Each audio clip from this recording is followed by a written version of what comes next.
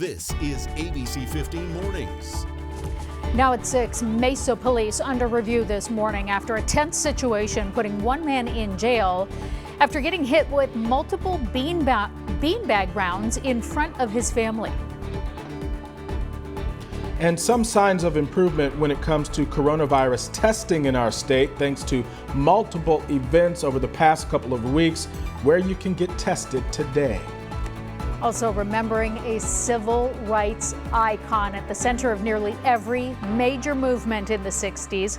We're going to take a look back at former U.S. Representative John Lewis and his lifelong fight for all Americans. Such a difficult loss on this Saturday morning, so we'll do our best to pay him tribute. We say good morning to you. Thanks for starting your day off with us. I'm Nohelani Graff. And I'm Mark Thompson, social distancing from home. And Nohe, the coffee has started to kick in, but today, as you've often mentioned, will be a great day for some iced coffee. I think I might need 2 rounds. I stayed up pretty late last night. Either way, put them both on ice if you have to. Cold drinks are the ticket this time of year. It's another warm start to the morning. Clouds and radar showing us overnight. We did see some storm activity up to our far northeast up in the Winslow and Window Rock area, and also to our south, Gila Bend, catching a few sprinkles and along the I-8. Temperatures right now, thanks to the clouds that moved into the valley, we're staying dry and also just a little bit more mild this morning. It's 92 degrees at Phoenix Sky Harbor with a light breeze around 7 miles an hour blowing out of the northwest. But we have several valley cities starting the day off in the upper 80s. So at least we're catching just a little bit of a break. I am going to show you our warm up though through the afternoon and talk about that most accurate high forecast for you. That's coming up in just moments. All right, Nohe, thank you. And this morning, new claims of excessive force against the Valley Police Department. A man hit with multiple beanbag rounds with several kids right there nearby. Those images putting Mesa PD in the spotlight once again. ABC 15's Zach Crenshaw walks us through what happened. When the SWAT team rolled up, Lorenzo Jones Jr. thought it was a mistake. But Mesa PD was there because he missed a different court appearance, tied to an arrest earlier in the month where he's accused of punching an officer and his fiance's sister. This was an extremely dangerous situation for the officers. We had someone with violent potential. We had somebody that we felt was armed. Lorenzo didn't have a gun. What he did have around him, multiple young kids. That didn't stop one Mesa officer from firing beanbag rounds. My kids are scared, like literally scared. As his fiancee Tanisha and the kids scurry off and wail for help, an officer fires 2 more beanbags at Lorenzo on the ground. They could have easily walked up and got him. No need to shoot him with whatever they shot him with. Neighbor Champel Williams recorded the incident, which she calls excessive. Mesa Chief Ken Cost watched her video, but isn't as quick to label it. It would be premature for me to comment on the split second the officer made that decision. It was clear as day. Like there was no confusion. Like he could have commented, he could have explained why. Nobody reasonable is saying that, yeah, I would have shot this guy. Mesa PD is no stranger to high-profile incidents that don't look good. Last month, the assistant chief told me this. Does Mesa Police have a culture problem? No, we do not. But this latest video once again has people asking that question, and Mesa promising accountability. We review every use of force, and that review is in process right now. And that was Zach Crenshaw reporting. Mesa PD says that they hope to have a review done in the next 2 weeks, and they'll have more information about any possible discipline in this case. Lorenzo is in jail without bond. His family does have an attorney. No justice, no peace. No justice, no peace. This morning, a group is calling for action in a different high-profile shooting involving law enforcement. A small march and a moment of silence held for Ryan Whitaker. You'll remember he's the man who was killed by Phoenix police back in May after officers were called to his apartment, for reports of a domestic dispute. Ryan, who did answer the door with a gun in his hand, was shot in the back by an officer. Whitaker's father is now joining the call for justice for his son. How many more people have to get shot because somebody didn't have the proper training, didn't have the proper discipline? his peers are not going to stand up and say, hey, that was wrong. Why? They fear for their job. Police have said Whitaker was acting aggressively before Jeff Cook opened fire. That officer is currently on a non-enforcement assignment as the Maricopa County Attorney reviews the case. And we've got more information about a shootout this morning in Mesa involving the FBI. Investigators there now identifying the serial bank robber in that case and who was killed in the standoff. 2 agents also wounded at an apartment complex near Dobson and Broadway. Those agents executing an arrest warrant yesterday on Abraham Rivera, who we've since learned was also labeled the Bandaged Bandit. Video from a neighbor shows the agents in tactical gear trying to get that 41-year-old to come out. Take a listen. Under the door with your hands up! This is the FBI! We have a warrant! Eventually, shots were fired and Rivera was later found dead. As for the 2 agents that were shot, both are expected to be okay. Tracking Arizona's response now to COVID-19, the state now reporting more than 2,500 deaths. And as local hospitals and morgues deal with capacity concerns, we're getting a closer look at what they're doing to prepare if more storage is required. Maricopa County providing us this photo to use. You see 4 large coolers are now in place if they're needed. It's unclear exactly where these are being stored right now, but we're told another 10 coolers should be arriving by next week. Happening today, another busy day of COVID-19 testing. There's an event happening right now at Metro Center Mall in Phoenix. It kicked off just minutes ago. That free testing will be provided until 11 o'clock this morning. You don't have to bring an ID, but you do need to make an appointment ahead of time. To do that, go to familytreehealthcare.com. And just as the debate over sending kids back to the classroom has really started to ramp up, the White House, they're now sending out a big message blocking the head of the CDC and other agency officials from testifying next week before a House committee hearing on reopening schools. A White House spokesperson saying that we need our doctors focused on the pandemic response. As for the CDC, they've already delayed the release of new recommendations for sending children back to the classroom. Time now 6:07. Let's get to that most accurate forecast. I told you I'd show you the warm up hour by hour. So here's how you can plan out your day. Mild temperatures this morning in the 80s across much of the valley, but we'll be in the 90s by 8 o'clock this morning, mid 90s by 9. Those triple digits show up in the forecast at 11 this morning, and by noon we're at 104 degrees already today. It's going to be a sizzling hot weekend. 110 is our forecast high tomorrow. Even hotter than that is our forecast high for today. Even hotter than that tomorrow with a high temperature of 112, and we now have an excessive heat warning in place for Maricopa County and other portions of our state. I will talk about storm chances though, when we could see them here in the valley and who's most likely to see some rain today. That's coming up in that full most accurate forecast. All right, Nohe, thank you. It's 6:08 now. Coming up, he was dubbed one of the big 6 leaders of the civil rights movement, helping to plan the historic March on Washington in his early 20s. We're taking a look back at the life and legacy of John Lewis. That's coming up next. Plus, 87-year-old Ruth Bader Ginsburg announcing that she will be staying on the U.S. Supreme Court after some recent trips to the hospital. We'll have all of those details coming up.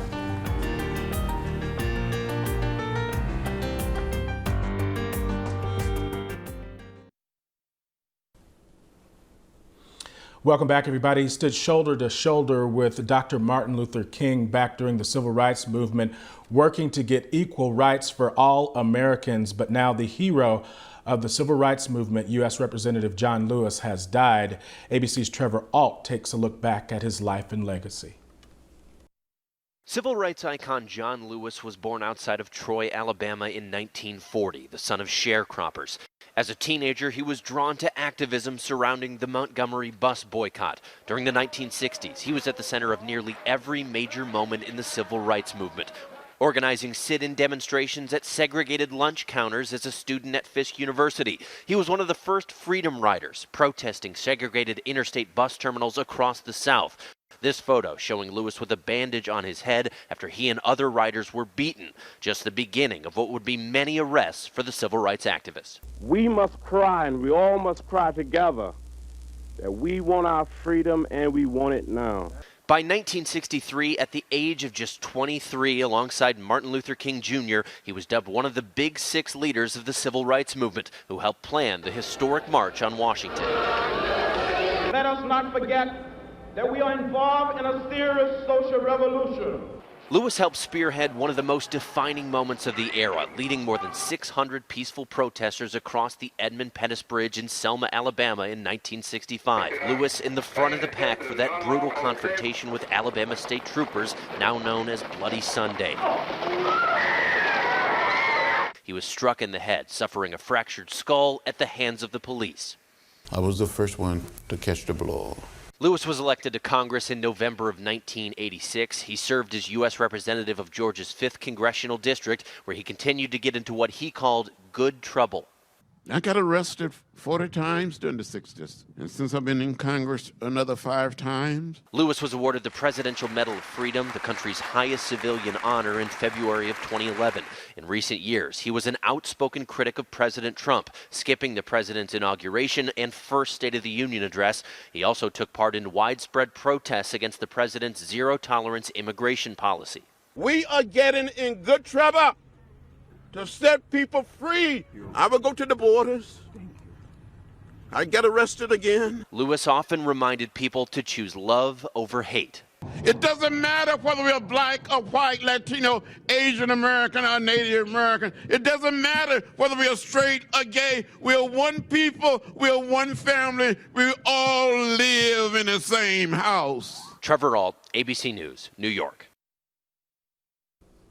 And we're seeing an outpouring of support and tributes on social media this morning for Lewis, including tweets from former President Barack Obama and Bill Clinton, kind words pouring in from politicians, both Republican and Democrat, remembering the extraordinary life of Representative John Lewis. President Trump has yet to recognize the loss. Meanwhile, another unfortunate setback for U.S. Supreme Court Justice Ruth Bader Ginsburg, but she's vowing to keep fighting on. Ginsburg announced a reoccurrence of cancer, but she will remain on the U.S. Supreme Court. The 87-year-old undergoing chemotherapy after lesions were discovered on her liver. She was also in the hospital earlier this week for a procedure, but she says that was not related to her battle with cancer. Also developing this morning, a federal judge ordering the Trump administration to fully reinstate DACA and to allow new applications. That, of course, is the program that shields so many undocumented immigrants who are brought to the U.S. as children from deportation. The ruling follows a Supreme Court opinion last month that prevented the administration from moving forward with its plans to dismantle DACA altogether. Time now 6:15 on this Saturday morning. Let's get you that most accurate forecast. Want to help you plan for your day ahead. So I told you that I'd show you where the rain is going to be today, most likely. So clouds and radar showing us right now we're dry statewide. But as we move through the afternoon, right around 11 o'clock, we'll start seeing our first signs of storm activity north of the rim, areas like Flagstaff, portions of Sedona and Payson, all potentially getting some isolated thunderstorms, building just a little bit more as we move through about 4 o'clock this afternoon. We could see a little storm activity south of Show Low in the White Mountains in the Safford area. And it's this storm here to our southeast that could kick up some winds and some dust along the I-10 to our south between Phoenix and Tucson. But I don't think that we get any rain out of this one for us. It is going to stay to our north through the afternoon, and it'll start to dissipate later this evening around 7, 8 o'clock. Temperatures right now across the state, it's a mild start. We do have some hot spots out there already, Phoenix being one of them, 92 degrees right now at Phoenix Sky Harbor. We're in the upper 90s in Lake Havasu City, mid-upper 80s, I should say, 89 degrees in Lake Havasu City. We're in the 80s in Gila Bend and Tucson this morning. Up in Sedona already in the 70s, but you'll find cooler temperatures to start the day off in Flagstaff in the low 50s. Nice way to start the day. Take that cup of coffee out on the patio. Same in Heber this morning, 56 degrees right now. We do have some 80s though across much of the valley, so we do have some more mild spots. 86 in Peoria as well as Queen Creek. Gilbert at 86 right now. We're at 86 in Maricopa as well. So if you are going to get out and exercise, now is the time to jump on it and do it before we warm into the 90s, because that is going to happen by about 8 o'clock this morning. Then by 10, we're in the upper 90s. By noon, 104 degrees and climbing towards our peak heat of the day between 3 and 5 o'clock. At 8 o'clock this evening, we're still at 106 degrees. So those highs today, pretty much everybody is going to top out at 110 degrees from Surprise through Glendale, Ahwatukee, Chandler, and Gilbert. A few degrees lower than that in Apache Junction and Fountain Hills, warming to 108 today. It'll be 106 in Cave Creek, Maricopa, warming to 110 today as well. Very similar temperatures in Casa Grande, Gila Bend at 112 today. It'll be 111 in Yuma and up in Mojave County. Sizzling hot temperatures, 112 degrees for you. Up in Sedona, it's going to be cooking just short of that Century Market, 99 degrees. So be mindful if you are hiking in the Sedona area today. We'll be in the low 90s though in Prescott and Payson. Show Low's going to stay in the upper 80s. It'll be in the 80s in Heber. Window Rock and Winslow warming into the 90s today. You'll see a few breezes up in the high country, around 10 to 15 miles an hour with gusts up to 20 miles an hour. Calmer winds here in the valley around 5 to 10 miles an hour, but they'll pick up more on Sunday. Also Sunday, our temperature gets even hotter here in the valley. So it is going to be a weather action day because we do now have excessive heat warnings in place, which means that dangerous heat is imminent. 112 is that forecast high for tomorrow. So even today, without any excessive heat warnings, you still should be taking extra precautions to hydrate, stay cool, and keep yourself in shaded areas through the peak heat of the day. On Monday, our temperatures start dipping just a little bit below 110 at least, and then we're down to 107 on Tuesday with a 10% chance of rain in the forecast. I think our storm chances get even better by the middle of the week, and our temperatures are going to dip a little bit lower too. So just a little bit of relief on the way. I'll show you that coming up in that 7-day forecast. But first, we want to help you plan if you're planning to hit the roads this weekend. Here's Chelsea. Hey everyone, Chelsea Davis here. Welcome to my house. I'm going to show you the weekend construction. Starting on the east side of town, Loop 101 will be closed between Warner all the way up to Rio Salado Parkway, lasting through Monday morning at 5 a.m. The on-ramp at Ray is also going to be closed, so you can stick to the main lanes of Loop 202 Santan, up to I-10, up the 143, and then over Loop 202 Red Mountain, or you can use the frontage road or surface streets like Dobson or McClintock. To the North Valley we go. Let's look at I-17 here. You're going to see the closure only in the northbound direction between Cactus and Thunderbird, again lasting through early Monday morning. The on-ramps are also going to be closed at Dunlap and Peoria. So you have Loop 101 if you go farther west, you have the 51 nearby, or surface streets like 19th Avenue, 35th Ave, and of course the frontage road. Also nearby is State Route 51. The northbound ramp to westbound Loop 101 will be closed. So if you need to get by there, you have a couple options. You can always exit sooner like Union Hills, or you can stick to the main lanes of Black Mountain Boulevard northbound, Deer Valley westbound, 7th Street southbound to Loop 101 to get by, and a heads up on Loop 101 in the westbound direction just after that point between the 51 and Cave Creek. It's going to be down to 3 lanes. I'm going to put even more information for you on our site. Go to abc15.com/traffic. 6:20 now on your Saturday morning, and whether they are back in the classroom or learning from home, kids are still in need of school supplies where you can pick some up from the safety of your own car. Plus, a Valley woman is speaking out after she says her late husband was forced to work even after testing positive for COVID-19.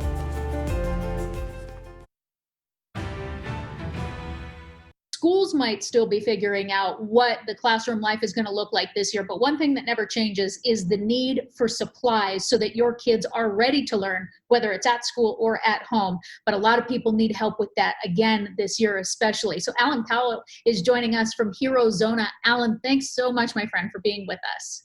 Thank you for having me today. So you guys are putting on another big event to get kids ready for school. Tell me what you're doing. This is our 8th annual Phoenix Tools to School. We actually service South Phoenix, but we also leave it open to any kids K through 8. But this year, we're actually going to go under the CDC to make sure that we're in compliance with our state and everything that's going on with COVID-19. So we're actually going to do a drive-through at South Mountain Community College to make it more efficient and make it safe for all the community to come through and get what they need.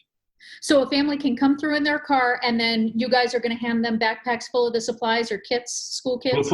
We actually want to put them in the trunk. If they come through, they can pop the trunk, and we'll put them in the trunk. We'll count how many kids in the car, and we actually give each kid a backpack. And it's K through 8, but if a kid's not in the car, based off of demand, we're only going to count the kids that are actually there. So if you come through, you say, hey, I got 6 kids, but you have 3 in the car, we only can give you 3 backpacks because of limited supply and demand. It's first come, first serve. That's important to know in case grandma's going to pick up for everybody else, or mom is picking up her sister's kid stuff too. The kids have to be in the car with you. What kind of things are we going to get in those kits?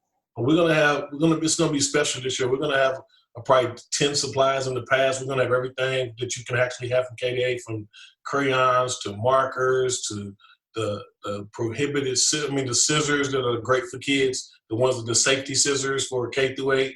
We'll have pencils, we'll have markers, we'll have a little bit of everything. We also got Southwest Airlines stepped up this year and actually going to put snacks in each bag.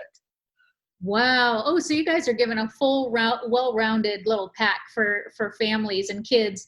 Alan, I know that you guys have been doing this for so many years. Talk to me about when you see families show up in the past, the need and how they react just getting these kits. I think right now, especially with COVID-19, people being out of work, people don't know where they stand with the economy. I think this is the perfect time to make sure that they have those assets. Even though school hasn't started back, kids and families will still need those supplies to keep the kids occupied at home. So we want to make sure that we have that toolkit to make them successful until school starts back up in person. We know a lot of schools will be online, but they'll still need those materials to actually perform at home, and also whatever they need to do among their family to keep them occupied in the summer. Occupied during the rest of the year, school year. Absolutely. And we've learned, I think, this year more than ever that it's okay to ask for help if you need it. That's why you guys are there, is to provide that help. So this is going to happen the weekend of July 25th, correct? Yes, ma'am. July 25th, 7 to 10 a.m. It'll be drive-through, just like we're doing with our COVID-19 site. You just drive through, we put the supplies in your car. We want to make sure that we get you in and out, and make sure that we keep it safe, and make sure that nobody feels like they're putting themselves in a dangerous situation. We want to make sure we protect those families and also the people who are actually passing out the supplies. Speaking of which, do you guys need any help? Do you still need donations? Do you still need volunteers or anything through HeroZona? Oh yeah, if we get more donations, we can always buy more supplies.